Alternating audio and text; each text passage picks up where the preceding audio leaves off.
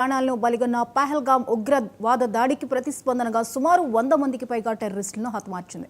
భారత్ సైన్యం చేసిన మెరుపు దాడితో పాకిస్తాన్ షాక్ అయింది. ఈ నేపథ్యంలో ఉగ్రవాదం పట్ల భారత్ అనుసరిస్తున్న వైఖరితో ఒక్కసారిగా ప్రపంచ దేశాలు ఆశ్చర్యానికి గురయ్యాయి. ఈ సందర్భంగా ఈరోజు ప్రధాని మోదీ నివాసంలో సిసిఎస్ కేబినెట్ భేటీ జరగనుంది.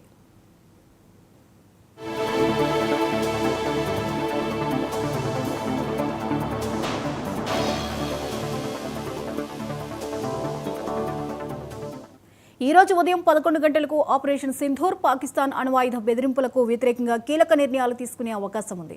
ఈ సమావేశంలో కీలక నిర్ణయాలు, ఆర్థిక ఆంక్షలు, తదుపరి సైనిక చర్యలకు మార్గం సుగమం చేసే అవకాశం ఉంది. పాకిస్తాన్తో భవిష్యత్తులో జరిగే ఏవైనా చర్చలు పీఓకే, ఉగ్రవాద వ్యతిరేక ప్రయత్నాలపై మాత్రమే దృష్టి సారించేలా ఉండాలని ప్రధాని మోదీ తెలిపే ఛాన్స్ ఉంది.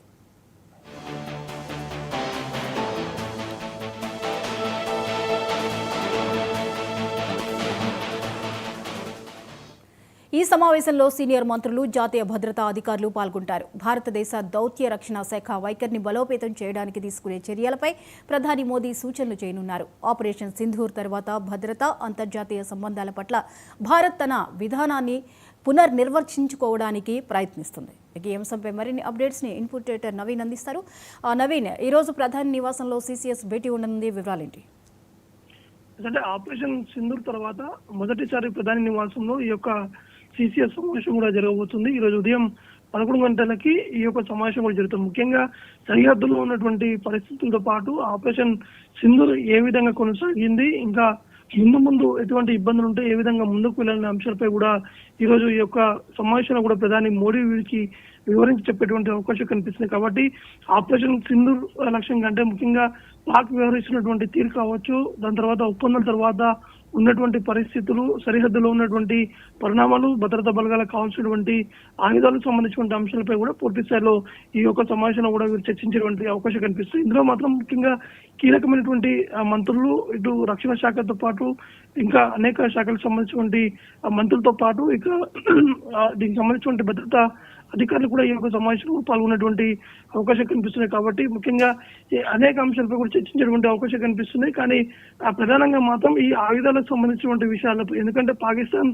వ్యవహరించినటువంటి తీరు కావచ్చు, వారు పంపించినటువంటి డ్రోన్స్ కావచ్చు, వీటన్నింటి కూడా ఇప్పటికే భారత ఆర్మీ పూర్తి స్థాయిలో ధ్వంసం చేసినటువంటి పరిస్థితి నెలకొంది. కాబట్టి ఇప్పుడున్నటువంటి పరిస్థితుల్లో మాత్రం సరిహద్దులో ఇంకా బలోపేతం చేసేందుకు ఇంకా బిఎస్ఎఫ్ తో పాటు అక్కడ ఉన్నటువంటి ఆర్మీ సంబంధించినటువంటి టీమ్స్ ని కూడా ఎక్కువగా దింపేందుకు కూడా ఇటు మోడీ కూడా ఒక నిర్ణయం కూడా తీసుకునేటువంటి అవకాశం కనిపిస్తుంది. ముఖ్యంగా పీఓకే లక్ష్యంగానే ప్రధాని మోడీ పూర్తి స్థాయిలో ఒక వ్యూహాన్ని కూడా రచిస్తున్నటువంటి పరిస్థితి నెలకొన్న ఇటు పరిస్థితిలో పీఓకేని తమ ఆధీనంలోకి తీసుకునేందుకు అనేక ప్రయత్నాలు కూడా జరుగుతున్నాయి. ఒకవైపు భారత్ పాక్ సరిహద్దులో ఒక ఉధృతమైనటువంటి వాతావరణం కూడా నెలకొన్నాయి.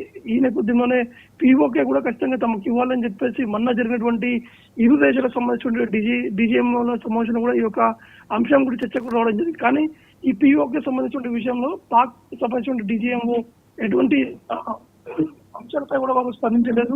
కానీ ఎట్టి పరిస్థితుల్లో మాత్రం పీఓకేని మా ఆధీనంలో తీసుకునేందుకు మాత్రం అనేక ప్రయత్నాలు చేసిన పరిస్థితి. కాబట్టి ఇప్పుడున్నటువంటి పరిస్థితులకు సంబంధించినటువంటి అధికారులతో పాటు పూర్తి స్థాయిలో ఈ పీఓకే ఆధీనం ఏ విధంగా తీసుకోవాలి, ఏ విధంగా ముందుకు బాగుంటుంది విషయంపై కూడా చర్చించే అవకాశం ఉంది.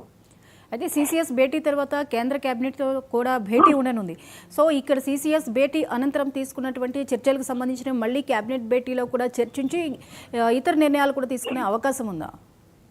ఖచ్చితంగా. అంటే మోడీ నివాసంలో బ్యాక్ టు బ్యాక్ మీటింగ్స్, అంటే మొదటిగా 11 గంటలకి సిసిఎస్ సమావేశం, దాని తర్వాత 12:30కి ఇటు కేబినెట్ సంబంధించిన మీటింగ్ కూడా ఉంటుంది. కాబట్టి ముఖ్యంగా ఈ రెండు మీటింగ్ చాలా కీలకంగా ఉండేటువంటి అవకాశం కనిపిస్తుంది. దాని తర్వాత మధ్యాహ్నం 3 గంటలకి ఈ కేబినెట్ సమావేశం జరిగే కొన్ని అంశాలపై కూడా ఇటు కేబినెట్ మంత్రులు మీడియాతో కూడా మాట్లాడేటువంటి అవకాశం కనిపిస్తుంది. ముఖ్యంగా ఈ సరిహద్దులకు సంబంధించిన అంశాలపైన ఈరోజు చాలా కీలకంగా చర్చించేటువంటి అవకాశం కనిపిస్తుంది. ఎందుకంటే ఇప్పటికే ఆ సరిహద్దులో ఉన్నటువంటి ఉగ్రవాదులు కావచ్చు, ఉగ్రవాదులు ఇటు కాశ్మీర్ లో కూడా అనేక మంది కూడా దాడి చేసినటువంటి నిలుపుతున్నందుకు పాటు పహల్గామ్ సంబంధించినటువంటి ఇష్యూని మాత్రం చాలా సీరియస్ గా తీసుకున్నారు. కాబట్టి నిన్న 3 లష్కర్-ఏ-తోయిబాకి సంబంధించినటువంటి ఉగ్రవాదులను కూడా హతం చేశారు. ఇంకా ఆ ప్రాంతంలో ఇంకా ఎంతమంది ఉగ్రవాదులు ఉన్నారనే అంశాలపై కూడా ఇటు భద్రతా బలగాలు కూడా పూర్తి స్థాయిలో కూపీలు అవుతున్నటువంటి పరిస్థితి. కాబట్టి ఇవన్నీ అంశాలపై కూడా కీలకంగా చర్చించేటువంటి అవకాశం ఉన్నాయి.